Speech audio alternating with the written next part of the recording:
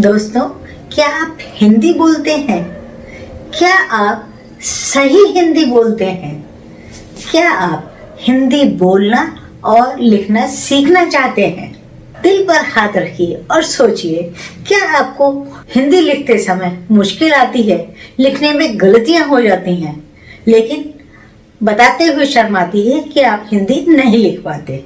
क्योंकि आजकल सभी बच्चे और बड़े इंग्लिश में बात करना चाहते हैं, हिंदी में बात करने में अपने आप को इंसल्ट फील करते हैं। तो गलतियां क्यों होती हैं, किस वजह से होती हैं, ये अगर आप जान जाएंगे तो आपकी हिंदी में गलतियां नहीं होंगी। चलिए, मैं आपको सिखाती हूँ हिंदी की ये छोटी छोटी गलतियां और मात्राओं की ध्वनि। ये वीडियो आप सभी के लिए है। जैसा कि आप जानते हैं, 11 स्वर होते हैं और 33 यानी कि 33 व्यंजन होते हैं। इन स्वर को लिखने के लिए जब हम व्यंजन के साथ मिलाकर लिखते हैं तो वे मात्रा बन जाते हैं। तो हर स्वर की अलग अलग ध्वनि आवाज होती है। उस आवाज को आप पहचानेंगे और सही बोलेंगे तो आप हमेशा सही लिखेंगे। तो सबसे पहले शुरू करते हैं एक वाक्य से कि आज मुझे स्कूल पहुंचने में देरी हो गई। देखिए ये कैसे लिखा है, ये गलत लिखा है क्योंकि इसमें शुद्ध तरह नहीं बोला गया है। आज मुझे स्कूल पहुंचने में देर हो गई। तो इस तरह आप स्पष्ट बोलेंगे तो आप सही लिखेंगे। तालाब पे आदमी नहा रहा था। ये गलत है क्योंकि हम गलत बोल रहे हैं, इसी कारण हम गलत लिख रहे हैं। सही तरह बोलेंगे, तालाब पर आदमी नहा रहा था। एक और उदाहरण देख लेते हैं। चाचा जी के बाहर से झूला टूट गया। तो हमने ऐसे बोला, चाचा जी के बाहर से झूला टूट गया। तो हमने गलत बोला, इसी कारण शायद ये गलत लिखा गया। सही शुद्ध बोलेंगे तब बोलेंगे, चाचा जी के बाहर से झूला टूट गया। तो यहाँ कहाँ गलती हुई? बाहर की जगह हमने बार लिखा, झूला की जगह झूला लिख दिया, टूट गया की जगह टूट गया लिख दिया। तो ये छोटे छोटे शब्दों के गलत उच्चारण हमारी हिंदी में गलतियां कर देते हैं। एक अन्य उदाहरण देखिए, पेड़ की डाली पे फूल लदे हैं। तो क्योंकि हमने ऐसे बोला उसी तरह लिखा गया। तो सही बोलेंगे, पेड़ की डाली पर फूल लदे हैं। तो कितनी सारी गलतियां हुई। पेड़ की जगह पेड़ लिख गया, की जगह की लिख गया, डाली की जगह डाली लिख गया, पर की जगह पे लिख गया, फूल लते लिख दिया लदे की जगह। तो ये छोटे छोटे गलत बोलने के कारण हम गलतियां कर देते हैं। अब हम हर स्वर का आवाज ध्वनि को पहचानेंगे और उसके अनुसार सीखेंगे कि किस तरह हम सही लिखते हैं। सबसे पहला स्वर होता है छोटा अ। इसको हम आ नहीं कहते, हम कहते हैं अ। तो हर स्वर में अ का मिला रहता है। क के साथ अ मिला होता है तो क हो जाता है। क, ख, ग। बिना मात्रा वाले शब्द देखते हैं, कल, मन। तो ये सब बिना मात्रा वाले छोटे अ वाले शब्द हैं। आइए देखते हैं इसका शब्द कैसे लिखेंगे। कल, छत, नल, टब, कलम। यहाँ कुछ वाक्य के उदाहरण देखते हैं जिनमें छोटे अ वाले शब्द आ रहे हैं। चल, उठ, घर, चल, अब घर चल। अगली मात्रा होती है बड़े आ की। इसकी ध्वनि होती है आ। तो जब हम किसी व्यंजन के साथ इसे मिला देते हैं तो इसमें कैसी ध्वनि आती है, जैसे क में जब हमने आ की मात्रा लगा दी तो हो गया का। ला में लगा दी तो हो गया ला। जब हम क में बड़े आ की मात्रा लगा देते हैं तो क्या हो जाता है, काल। और अगर हम इसी में ही क की जगह ला में आ की मात्रा लगाएंगे तो क्या होगा, कला। और क और ल दोनों में अगर हम मात्रा लगाते हैं तो क्या बनेगा, काला, काला। तो आ की ध्वनि साथ में आ रही है, काला। लाल, ल में जब आ की मात्रा लग गई तो हो गया लाल। बड़े आ की मात्रा के कुछ शब्द देखते हैं। बात, बात, कार, कार। अब कुछ वाक्य बनाकर देखते हैं। अनार खाया, आ की मात्रा आ रही है, या, खाया। आम काट, आम वाला आम लाया। इसमें देखिए सभी में बड़े अ की मात्रा लगी हुई है।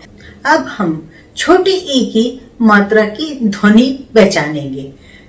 जैसे कहते हैं ए, छोटी ए, तो ए में स्वर आता है ए। जैसे मैंने म में छोटी ई की मात्रा लगाई, में ल, मिल, के ला में आ की मात्रा लगाई तो क्या हुआ, किला। में ला, मिला। तो अपने मात्राओं को, उसकी आवाज को पहचानना है, उसके बाद उसको बोलना है। सही बोलेंगे तो सही लिखेंगे। छोटी ई की मात्रा के शब्द देखते हैं। में ठा ई, मिठाई। हे र न, हिरन। तो इसमें छोटी ई की मात्रा लग रही है। अब इसके कुछ वाक्य देखते हैं। विशाल, विशाल। टिकट दिखा, कितना बड़ा हवाई जहाज। अब अगली मात्रा आती है बड़ी ई की। बड़ी ई की मात्रा में ध्वनि आती है ई। अगर मैंने का में बड़ी ई की मात्रा लगाई तो कैसे बोलूंगी, की। माँ में लगाई तो मी। किसी भी हम व्यंजन में जब मात्रा लगाते हैं तो इस रूप में मात्रा लगाते हैं। जब अलग से हम उस स्वर को प्रयोग करते हैं तो हम केवल स्वर लिखकर प्रयोग करते हैं, लेकिन व्यंजन के साथ उसे मात्रा के रूप में प्रयोग करते हैं। बड़ी ई की मात्रा के कुछ शब्द देख लेते हैं। पीना, पीना। सीटी, सीटी। अब इसके कुछ वाक्य देखते हैं बड़ी ई की मात्रा के। मछली जल की रानी है। अगला वाक्य, लकड़ी पर मकड़ी थी। अगली मात्रा आती है छोटे ओ की। छोटे ओ को हम कैसे बोलते हैं, ओ। बड़े ओ और छोटे ओ की ध्वनि में थोड़ा सा फर्क रहता है। छोटे ओ बोलते हैं। छोटे ऊ की मात्रा के शब्द देखिए। गोड़िया, गुड़िया। गोलाब, गुलाब। कुर्सी, कुर्सी।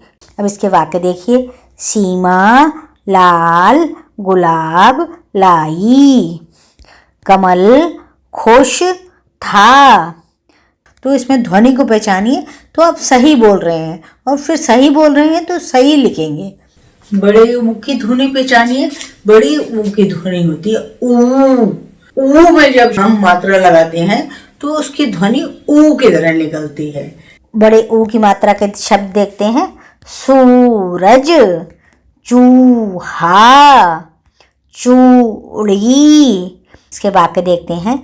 सूरज पूरब में निकलता है। चूहा बड़ा नटखट था। अब छोटे र में छोटे ऊ की मात्रा जब लगाते हैं कैसे बनता है, रुपया, रुकना, रुई। बड़े ऊ की मात्रा जब र में लगाएंगे, रोलर, अमरूद, जरूर। अब रे के हम शब्द देखते हैं। रे तो ऋतु, ऋषभ, ऋषभ, कृषि, कृषि। अब हम वाक्य देखते हैं। कृषक गाना गाता है। ऋचा का भाई ऋषभ है।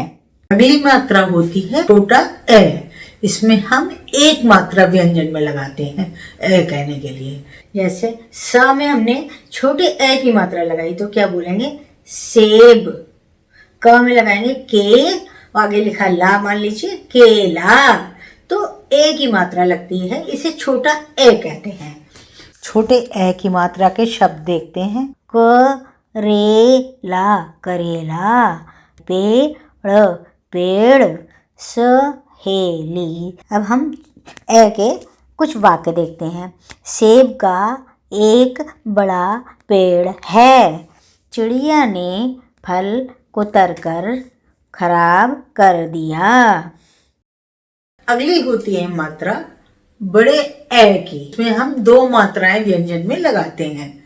ए के शब्द देख लेते हैं। पैर पैर, बैल बैल, मैना मैना।